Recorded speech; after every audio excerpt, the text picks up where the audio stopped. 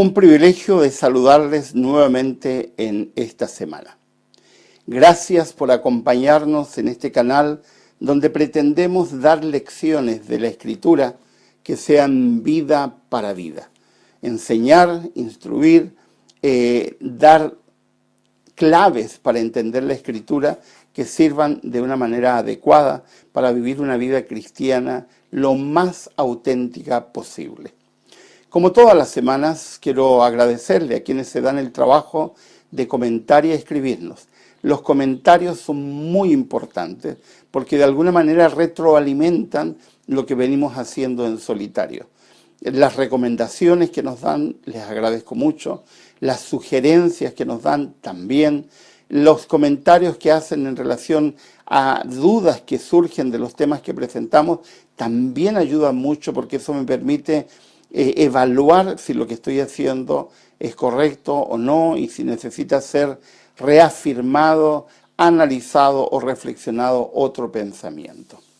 Quiero agradecerles también a quienes nos piden que los saludemos. He decidido no saludar a nadie por nombre, pero sí voy a saludar a mi madre que todas las semanas es una de las primeras en ver nuestros sermones a través de YouTube. Mi mamita vive en la ciudad de Iquique, en el norte de Chile. Está un poco regañando porque con esto de la pandemia no puede salir y a ella le gusta salir todos los días a dar una caminata y no puede. Ella tiene 88 años. Así que mamita, te amo mucho y deja de mirar noticias como te he dicho y gracias por tus comentarios semana a semana. También hay quienes nos escriben de países. Todas las semanas menciono algún país que no he mencionado antes. Esta semana alguien nos escribió de Aruba. Gracias por escucharnos. También nos escribió una pareja de misioneros que está en Bangladesh y una pareja que está en Jordania. También bendiciones, que Dios les acompañe, que el Señor les bendiga en esa hermosa tarea de llevar el Evangelio a los lugares más recónditos. No olviden suscribirse al canal, porque hay mucho material para ustedes que está pensado en las familias, en los hogares, en los padres, en los jóvenes, etc. La semana pasada hablamos del perdón.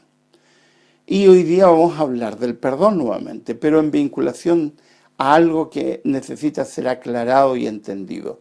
Perdón y arrepentimiento. La semana pasada hablamos de la importancia de perdonar y quienes se perdieron ese tema yo les sugiero que lo vean primero antes de ver este. Así que paren, vean el otro y luego ven este, porque de alguna manera este tema es continuación del anterior. Hablamos de que el perdón en primer lugar tiene que ver con uno mismo, es decir, con librarse, con dejarlo ir, con quitarse esa carga que significa tener resquemor, tener ira, tener enojo, tener una situación difícil con otra persona que nos ha dañado. Para poder sanar necesitamos perdonar, aunque la otra persona no se arrepienta y aunque la otra persona no cambie de actitud, nosotros tenemos que perdonar para soltar, para dejar ir. Eso no significa reconciliarse. Pero hoy día vamos a hablar del perdón desde la otra vereda, desde la otra cara, del que pide perdón. Y ahí vamos a encontrar algunas aristas en la Escritura que mucha gente pasa por alto. Permítame contarle algunas historias pequeñitas que nos han hecho reflexionar y que nos han motivado para para diseñar el guión de este sermón. Todas las personas que voy a mencionar son nombres anónimos, pero todas las historias son reales. Roberto de pronto se enteró que su esposa lo iba a abandonar, porque se hartó de ser maltratada física y verbalmente por su esposo, un fiel, entre comillas, cristiano, que asistía semana a semana a la iglesia, pero que en su casa se convertía en alguien insoportable. Y su esposa dijo, basta, y se fue. El mayor enojo de Roberto no es que su esposa se haya ido, sino que él le pidió perdón y se arrepintió, y aún así su esposa no quiso volver. Segundo caso, Andrea, una joven universitaria, golpeó en el rostro y escupió a su novio. Su novio, después de conversar mucho con ella, decidió perdonarla, pero a condición de que ella admitiera el error que había cometido y que no solamente lo admitiera, sino que además pidiera ayuda profesional. Ella pidió perdón, se arrepintió, pero cuando hablamos estaba muy enojada porque ella no creía que tenía que pedir ayuda a nadie porque había sido simplemente un altercado. Otro caso, Alejandra le mintió a su novio, se arrepintió. Él la perdonó, pero en otra ocasión volvió a mentir. Y el novio ahora ya no estuvo tan dispuesto a perdonarlo. Ahora ella está molesta con su novio, porque ella afirma que si el novio es cristiano, tiene que seguir perdonándola porque la Biblia dice 70 veces 7. Y finalmente, Julián, otra persona, golpeó a su esposa. No es la primera vez que lo hace, pero esta vez ella decidió acudir a la policía. Hace la denuncia, él es citado a un tribunal, un juez lo condena a 1 año de servicios comunitarios y a un tratamiento de manejo de enojo y manejo de emociones. Él, que es miembro de iglesia, al igual que ella, está muy, muy enfadado con su esposa porque supuestamente ella no tendría por qué haber ido a la autoridad a decir lo que estaba ocurriendo en el interior de su hogar, y supuestamente ella rompió ese anillo de protección de su hogar, cosa que tampoco es cierta, y en algún momento vamos a hablar sobre ese supuesto anillo privado que algunos utilizan como una manera de maltrato. Todos los casos son reales, los nombres han sido cambiados, no hay ninguna referencia al lugar. En todos los casos se habla del perdón y en todos los casos se habla del arrepentimiento. Pero quiero decirles que la Biblia habla del perdón, pero no de lo que estas personas están sugiriendo, y la Biblia habla del arrepentimiento, pero tampoco lo que estas personas están sugiriendo. Y que voy a decir que muchos de los conceptos que tenemos nosotros vinculantes en relación con el perdón y el arrepentimiento son una mezcla de conceptos culturales, algunas cuestiones folclóricas, algunas cuestiones ancestrales de mala interpretación de la Biblia, y muy pocas veces vamos a la Escritura para decir qué quiere decir cuando la Biblia habla de arrepentimiento. Dios inventó el arrepentimiento y el perdón, pero deben ser entendidos correctamente o de otra manera se induce a error y la gente empieza a entender conceptos inadecuados en relación con el perdón y el arrepentimiento. En todo quiebre de relaciones interpersonales siempre hay personas que se afectan. Hay un ofensor y un ofendido, hay atenuantes en la situación que podrían eventualmente explicar la situación, hay reacciones positivas y negativas frente a la situación, hay personas que no están involucradas y que se creen con derecho a opinar de lo que le está ocurriendo a esa familia o a esa pareja o a ese grupo de amigos, etc. Y hay consecuencias en las acciones de unos y de otros. Esto es siempre así en todas las relaciones humanas. Las preguntas que deberíamos hacernos es ¿qué es perdón? Eso ya lo contestamos la semana pasada y les invito a que lo vuelvan a ver para poder entender de qué estamos hablando, porque voy a hablar cosas muy cortitas sobre el perdón porque ya hablamos. ¿Qué se entiende por arrepentimiento? Eso es algo nuevo que veremos hoy día. ¿Qué significa e implica perdonar, en este caso para el ofensor y para el ofendido? ¿Qué no es perdón y qué deberíamos desechar? y cómo guiar a las personas a perdonar sin que sientan que están siendo víctimas de una injusticia porque el ofensor no los ha tratado bien. Ya mencioné la semana pasada un versículo clave que está en Mateo capítulo 6, versículo 12, y perdónanos nuestras deudas, como también nosotros hemos perdonado a nuestros deudores. Nunca me ha gustado la palabra deuda porque se la vincula con dinero, cuando el contexto bíblico no está hablando de deuda, está hablando de ofensa, de haber sido ofendido.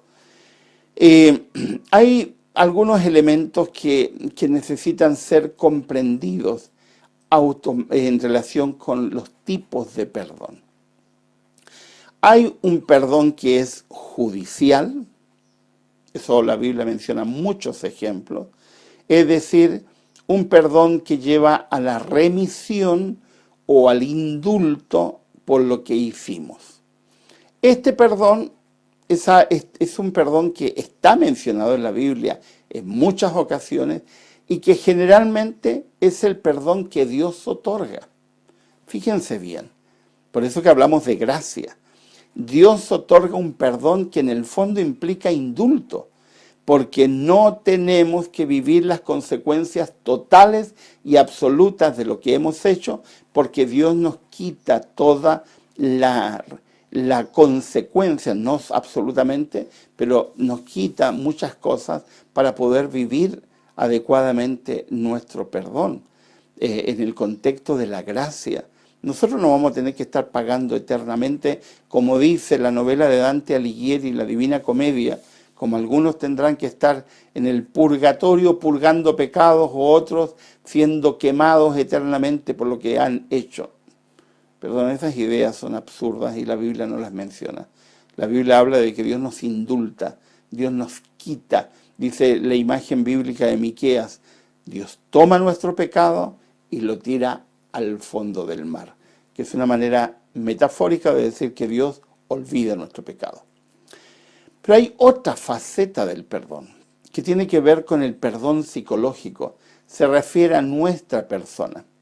Cada persona debe elaborar su propio perdón, eso ya lo dijimos. Cada persona tiene un tiempo de proceso para perdonar. Y las personas, todos, y esto quiero ser drástico en esto, toda persona tiene derecho a sentirse ofendido, a sentirse enojado, a sentirse agraviado, a sentirse triste, desilusionado por algo que te han hecho. Todas personas. Es un derecho, es un derecho. Si no te enojas por algo que te han hecho, sería extraño, sería raro, extraterrestre. Lo normal es enojarse. Ahora, ¿qué hacemos después del enojo? Ese es otro problema que no tiene nada que ver con este tema. Ahora, si alguien abusa o me maltrata, es lógico que esté enojado, es lógico que esté molesto, es lógico que quiera hacer papilla a la otra persona que me ha dañado. Sin embargo, la Biblia dice, enójate, pero no peques. Es decir, enójate, pero no arremetas contra otra persona haciéndole a otro lo que te han hecho a ti, porque eso es venganza y eso al único que destruye es a ti. Ahora, en muchos casos, el perdonar es un acto milagroso, porque tienes que hacer un esfuerzo inmenso, donde el poder de Dios es tremendamente necesario para poder liberarte de algunas cargas, para poder dejar ir, porque el que te ha ofendido, el que te ha maltratado, la persona que te ha dañado, no hace nada por arreglar el asunto. Ahora, hay una tercera faceta del perdón que tiene que ver con la relación. Hay un perdón relacional, es decir, arrepentirse, pedir perdón, perdonar y restaurar la relación. Es decir, sinónimo de reconciliación. Es lo deseable, es lo que buscamos, pero no siempre es posible. No siempre. No siempre, porque en muchas ocasiones hay algunas personas que no se arrepienten y no piden perdón y no reconocen su falta. Algo de esto está en Lucas 17:3, cuando Jesucristo dice, si tu hermano peca, repréndele, y si se arrepiente, perdónale. Es decir, hay un sí condicional. Y muchas veces me he preguntado, ¿y qué hago si no se arrepiente? Entonces, en ese contexto, hay otro principio que también lo dice la Biblia, que está en Romanos 12 y 18, y el apóstol Pablo es muy cauto al decirlo. Si es posible, en cuanto dependa de vosotros, tened paz con todos los seres humanos. Es decir, haz tu esfuerzo por restaurar las relaciones. Si es posible, pero en algunos casos no será posible. En ese caso, ten paz con todas las personas, entendiendo que has hecho todo lo posible, pero cuando ya no depende de ti, olvídalo, da vuelta a la hoja, sigue viviendo, porque no depende de ti. Eso significa algo que dijimos la vez pasada en repetidas ocasiones, y lo volvemos a repetir. Perdonar no es sinónimo de reconciliación, son dos procesos distintos, pero muchas veces el perdonar o el pedir perdón es el inicio de la restauración, cuando es posible restaurar relaciones quebradas que podrían significar volver a una relación nueva. Muy bien, eso es con perdón, así en forma muy general. Vamos al tema que nos ocupa. Arrepentimiento. Hice una falta, me di cuenta que me equivoqué, estoy consciente que he actuado mal. ¿Qué debo hacer? En primer lugar, reconocer la falta. Cuando algunas personas me dicen, quiero confesarle algo, yo enseguida le digo, mire, yo no soy sacerdote ni confesionario, así que no me vengas a confesar nada. Dímelo de otra forma. Quiero admitir que me he equivocado, quiero contarle algo que hice mal, ahí sí, porque yo no estoy para darle absoluciones a nadie, porque ninguna persona está en condiciones de dar absolución. Eso es solamente un proceso de Dios. Hay un texto en la Biblia claro sobre este punto. Está en 1 de Juan, capítulo 1, versículo 9. Dice, si confesamos nuestros pecados, Él es fiel y justo para perdonar nuestros pecados y limpiarnos de toda maldad. Fíjense que en este texto, el perdón está vinculado o relacionado, fíjense bien, con un sí condicional. Si confesamos, y está hablando de la relación del individuo con Dios, si confesamos, Él es fiel y justo para perdonar nuestro pecado. Ahora, en este contexto, y ahí lo vamos a extrapolar a las relaciones humanas, el perdón es posible y se facilita muchísimo más cuando las personas confiesan su falta. Lo vamos a decir de otra forma. Te arrepientes de lo que has hecho. El primer paso es admitir frente a la persona que has ofendido o maltratado que te has equivocado. Si confesamos nuestros pecados. Eso es una cuestión básica. Ahora, ¿existe algún ser humano que no se equivoque? Todos nos equivocamos, todos cometemos errores, todos hacemos faltas, si no hay más grave o menos grave, porque todas tienen consecuencias. Algunas consecuencias, sí, evidentemente, son más difíciles de solucionar que otras. Pero todas las personas, en algún momento de su vida, cometen errores que son difíciles de tratar. Ahora, no basta reconocer. Eso es el primer paso para subir esta escalera que podría eventualmente y en algunos casos llevarnos a la reconciliación y el perdón pleno. Primer paso. Hay un segundo paso, que es la restitución. Hay un versículo que está en el Antiguo Testamento que dice, Entonces, habiendo pecado y ofendido, ¿restituirá aquello que robó, o el daño de la calumnia, o el depósito que se le encomendó, o lo perdido que halló? Levíticos 6:4. Es interesante que en este texto del Antiguo Testamento, donde se establecen algunas leyes en relación al comportamiento, pone en el mismo lugar robo, calumnia, depósito que se te ha encomendado y que es obvio por el contexto que has desfalcado, es decir, te lo dejaste, o perdiste algo del cual eras responsable y lo encontraste. ¿Qué es lo que debe hacer? Si robaste, restituye. O si dañaste con alguna calumnia, haz algo para enmendar lo que has hecho. Porque es muy fácil decir, ay, perdón, me equivoqué. De hecho, hay personas que les sale el pedir perdón muy fácil, porque se han acostumbrado a creer que si piden perdón se arregló todo. Y hay algunas personas equivocadamente que creen que eso es todo. No es así.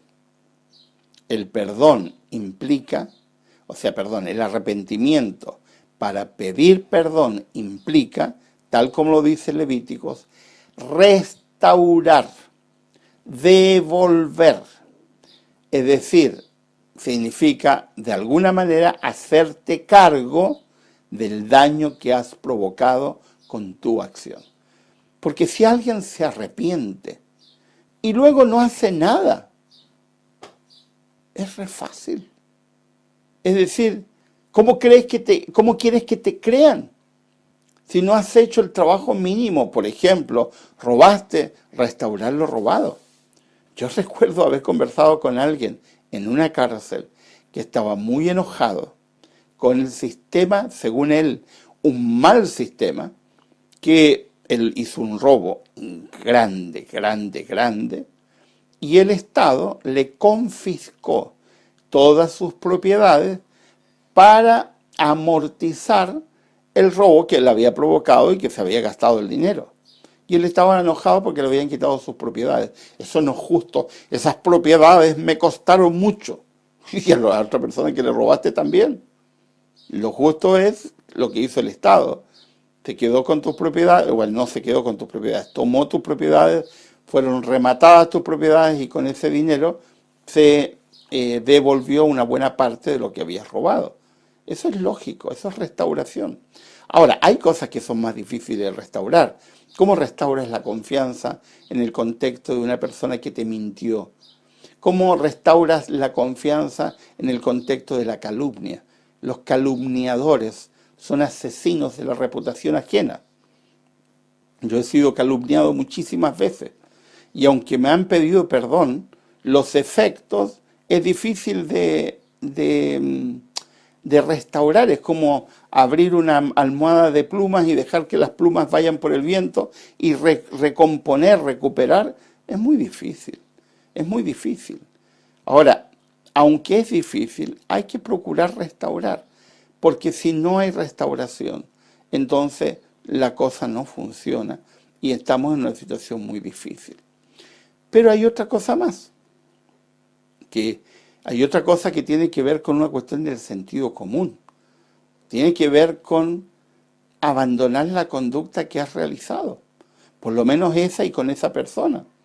Tú no puedes pedirle a alguien que te perdone porque mentiste y a los 2 días volverle a pedir perdón porque seguiste mintiendo. Se supone que pides perdón y buscas la forma de pedir ayuda, ya sea a Dios o a personas que tengan herramientas para ayudarte, para abandonar esa conducta. En el contexto de la violencia doméstica, que me toca tratar muchísimo, más de lo que me gustaría, mucha gente vive pidiendo perdón y vive repitiendo las mismas acciones y no pide ayuda nunca. Eso no funciona. Si pides perdón, tienes que cambiar de actitud. Ahora, hay una cosa ligada a la restauración que tiene que ver con la compensación. Tú robaste, lo justo es que devuelvas. Tú mentiste, lo justo es que digas la verdad. Tú calumniaste, lo justo es que digas que no has calumniado. De mí abundan algunos pasquines en internet y alguna persona me ha dicho me arrepiento de lo que escribí. Le dije, muy bien, escribe algo diciendo que te arrepientes y que lo que escribiste es mentira. Y este día estoy esperando. O sea, no basta arrepentirse, es necesario restaurar. Pero hay otro elemento que tiene que ver con la compensación. En el contexto de la visita de Jesucristo a Zaqueo, Zaqueo le dice a Jesús, Señor, la mitad de mis bienes doy a los pobres. Y si en algo he defraudado a alguno, se lo devuelvo cuadruplicado. Y algunas personas dicen, ¡oh, qué bueno Zaqueo! Sí, en cierto modo, la ley lo obligaba a devolver uno por uno. Te robé, te devuelvo. ¿Qué es lo que está haciendo Zaqueo? Entendiendo de que su robo ha provocado daño, decide compensar el daño que ha provocado. Y de eso hablamos. ¿Cómo compensas la calumnia? Deberías preguntarte, si has ofendido a alguien, ¿cómo compensas? Una forma adecuada es preguntarle a la persona, ¿qué hago para compensar lo que he hecho? Yo a una persona que escribió ese pasquín que todavía circula, le dije, escribe una disculpa pública para que todo el mundo lea que tú has mentido, porque ha mentido descaradamente. Y la respuesta fue no, porque voy a afectar mi reputación. Entonces dije, yo no te creo tu arrepentimiento. Si tú estás pensando en tu reputación y no estás pensando en la reputación de tu prójimo, entonces tienes un problema gravísimo con el arrepentimiento y el perdón. Ahora, hay otro elemento que es el más difícil de entender y el más difícil de aceptar y el más difícil de vivir. Dios le dijo a David, David, yo te perdono, pero nunca la espada se apartará de tu casa. Dios le dice al pueblo de Israel, yo los perdono, pero ninguno de esta generación entrará a la tierra prometida. ¿Qué es eso? Es vivir con las consecuencias de la acción que has realizado.